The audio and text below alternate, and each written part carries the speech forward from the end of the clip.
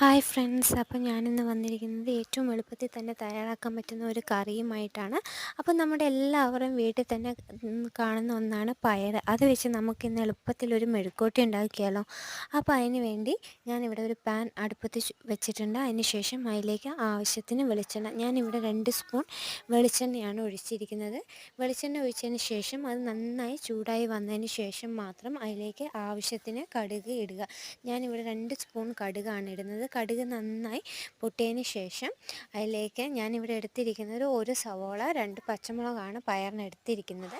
അപ്പോൾ അത് നന്നായി ചൂടായി വന്നതിന് ശേഷം ഞാനത് അതിലേക്ക് ഇട്ട് നന്നായിട്ട് ഇളക്കി കൊടുക്കണം. നന്നായിട്ട് നമ്മളെല്ലാ സ്ഥലവും യോജിക്കുന്ന പോലെ നന്നായിട്ട് ഇളക്കി കൊടുത്തതിന് ശേഷം അത് ഒരു 10-15 മിനിറ്റ് വരെ മൂടി വെച്ച് നന്നായിട്ട് ഒന്ന് ആവി കയറ്റിയതിന് ശേഷം അത് 15 മിനിറ്റിന് ശേഷം എടുത്ത് നന്നായിട്ട് ഒന്ന് ഇളക്കി കൊടുക്കുക. ഇളക്കി